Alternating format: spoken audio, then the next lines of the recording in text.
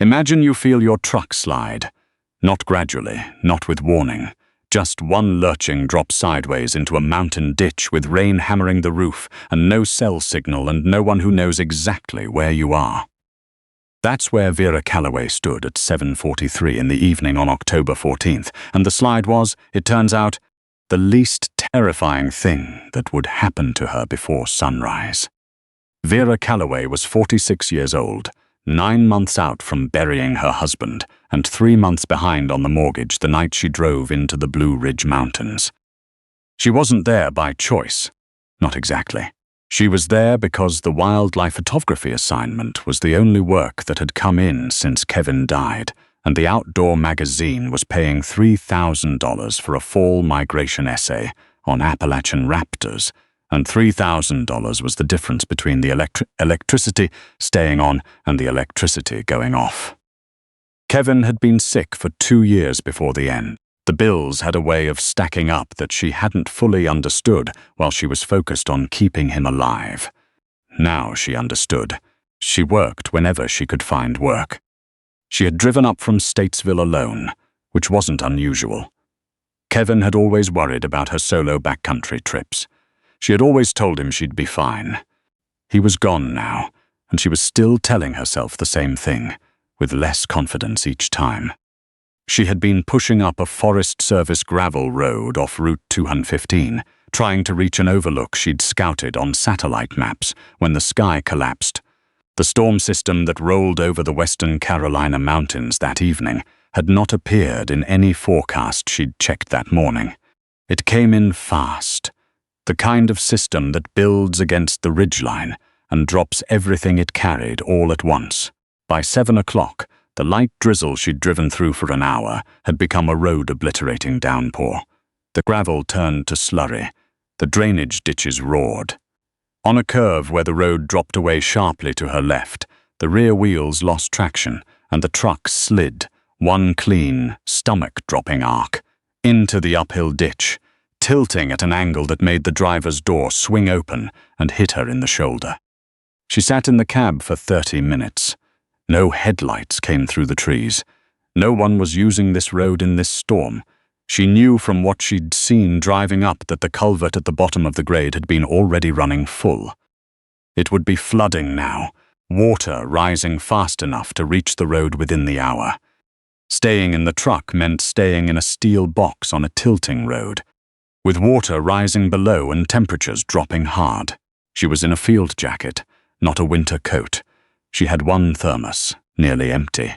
She had her camera bag, which she was not leaving, because the camera was the last valuable thing she owned that wasn't underwater with debt. She put the jacket on, zipped it to the throat, slung the bag across her chest, and stepped out into the rain. The cold was immediate and physical, the kind that gets inside your collar and doesn't negotiate. She moved uphill along the road, away from the flooding below, picking her way through standing water with her phone's flashlight. The forest pressed in from both sides, dense hemlock, rhododendron thickets that reached across the road and dripped. She couldn't hear anything beyond the rain and the rush of water in the culverts below. She had been walking for 20 minutes, her boots soaked through, her legs beginning to slow the way they do when cold starts making decisions for you. When the flashlight caught something wrong in the tree line. Not natural wrong, structural wrong.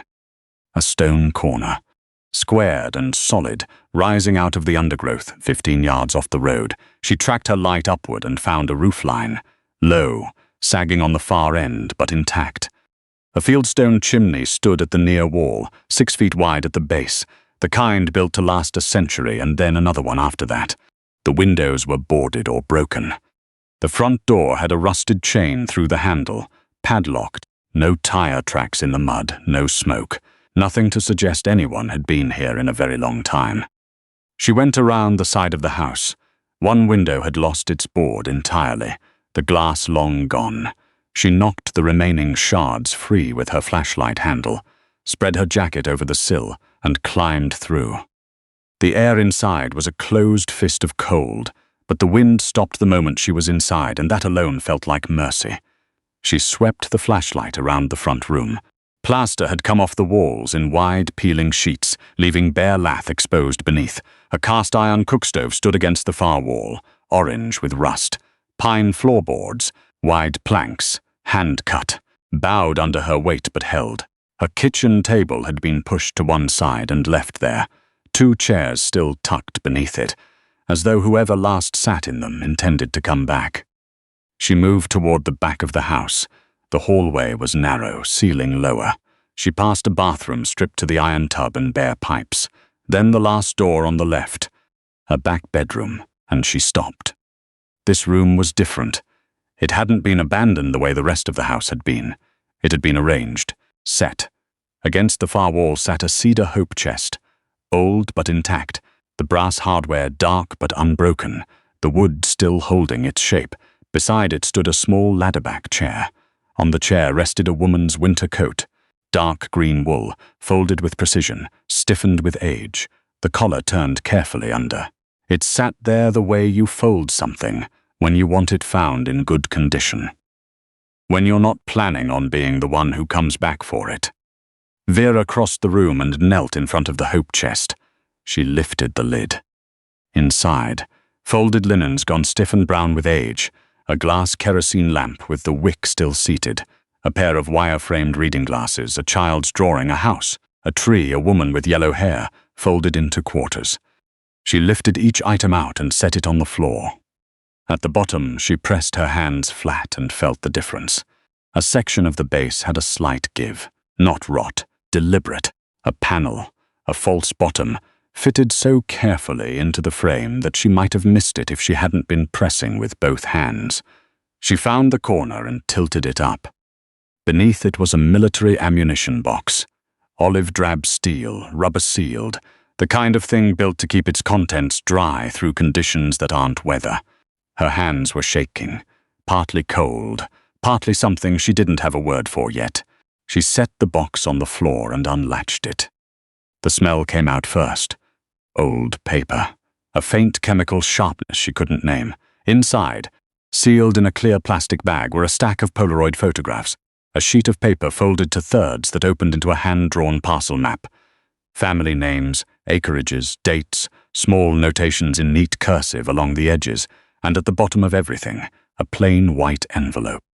On the front, in a careful slanted hand, "To whoever finds this, please, God, let someone find this." Vera's throat closed. She opened the envelope. The letter was dated March 3rd, 1979. 2 pages, front and back. The first page was controlled, organized, the handwriting of someone who had composed this in her head many times before setting it down. By the middle of the second page, the pen pressed harder into the paper. The margins narrowed. The letters started running together at the ends of lines, the way writing does when fear is shortening your breath. My name is Adeline Pruett. I am setting this down because I don't know if I will reach Asheville, and someone needs to know what happened here. Between 1977 and 1978, Harlow Vance, owner of Vance Timber, Henderson County, worked with County Judge Aldous Kemp to seize 19 family farms in the Pisgah Basin, using forged federal eminent domain documents. Each family was told their property was needed for a highway corridor that was never built, never planned, and never authorized by any federal agency. Each seizure was processed through Kemp's court in under 60 days. Every one of those parcels was transferred to Vance Timber within the year. My family's farm was 62 acres, 4 generations. We were given $1,100 and 30 days to leave. I spent 14 months gathering evidence. The photographs in this box show Vance and Kemp meeting privately at the Vance property on 6 separate occasions in the second half of 1978. The map identifies every parcel seized, the date of transfer, and the deed registration number. I copied the transfer records from the courthouse myself, 1 page at a time, over 4 visits. I am driving to the federal attorney's office in Asheville tomorrow morning. Last week, 2 men I have never seen before came to my apartment. They didn't threaten me directly. They didn't have to. I understood what the visit was. If you are reading this and I never arrived, please take the photographs and the map to a federal authority. Not the county sheriff. Not anyone with a Henderson County badge. The federal courthouse in Asheville. Ask for the Civil Rights Division. Tell them the name Adeline Pruitt. I have a daughter. Her name is Carol. She is 7 years old, and she is staying with my sister in Hendersonville while I do this. If I don't come back, please tell her the truth. She is going to be told something else. I know that already. She was not left behind. She was never left behind. Not for one single day. Vera lowered the letter.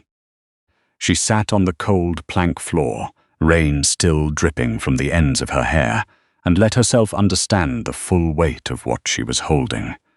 Adeline Pruitt had never reached Asheville. This box had been sitting under a false bottom in an abandoned farmhouse for 45 years, which meant Adeline had not come back for it, which meant the men who'd visited her apartment had done what she feared, or the forest roads had in a storm just like this one, or both.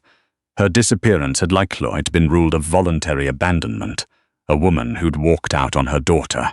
No investigation, no inquiry, just a conclusion that happened to be convenient for someone. Harlow Vance had been dead for 2 decades. Vera had passed the Vance timber sign on Route 276 on her way up that afternoon, blue and white, freshly repainted, and now something else surfaced, a radio segment she'd half listened to 2 weeks ago, while driving between chutes.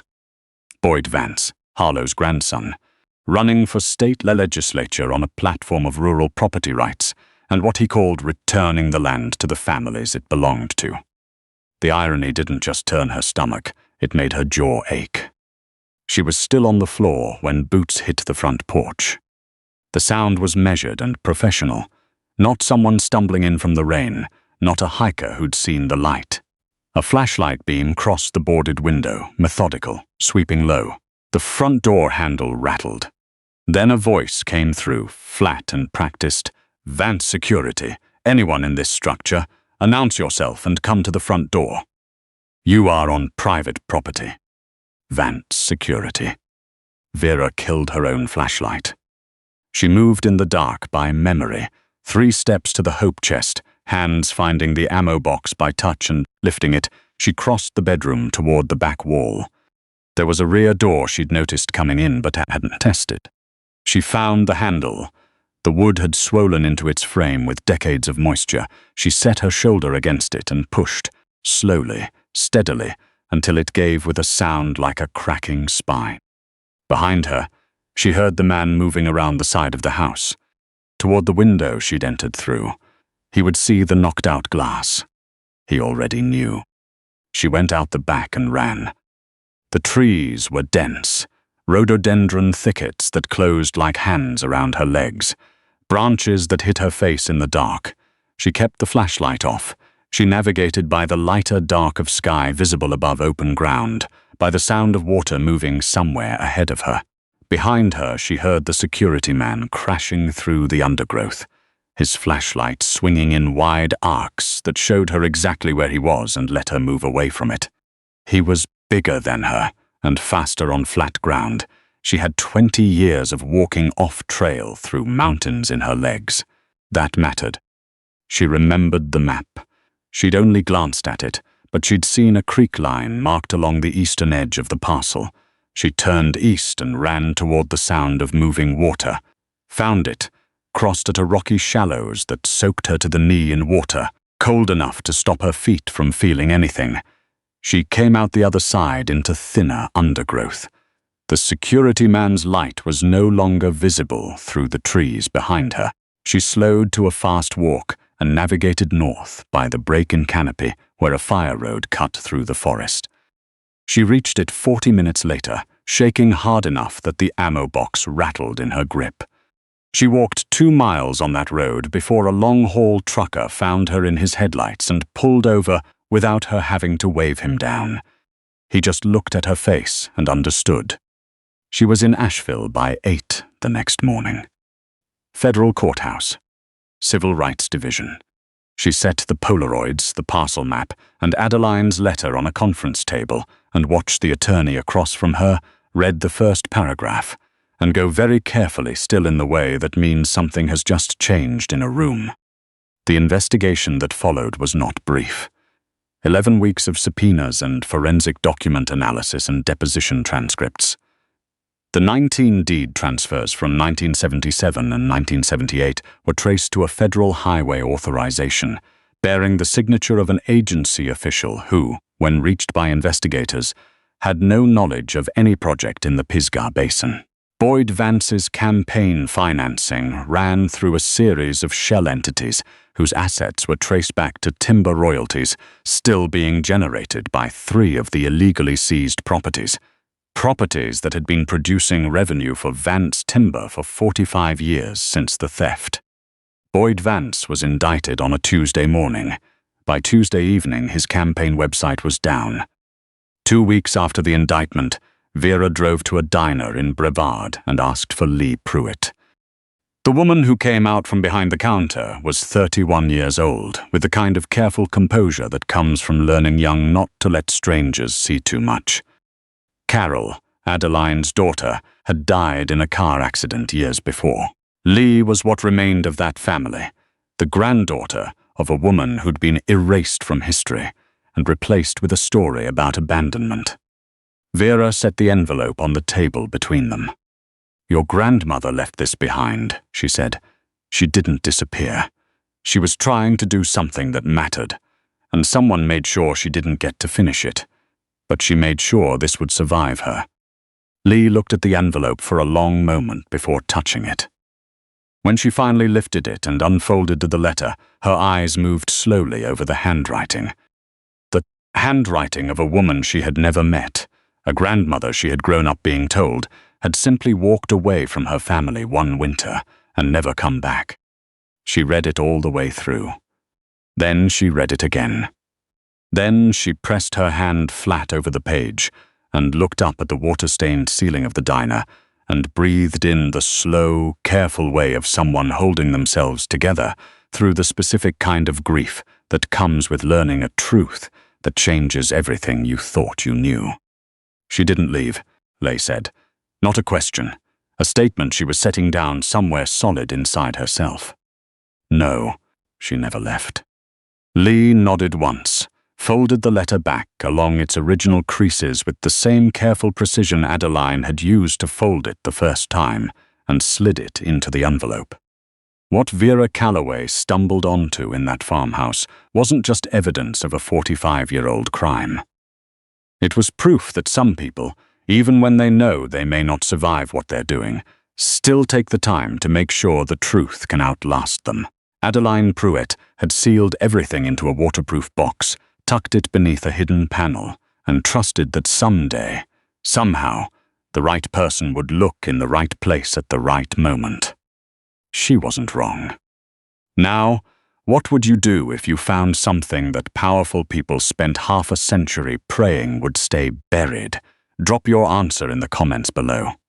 If this story stayed with you, hit that like button and share it with someone who still believes the truth has a way of finding the surface.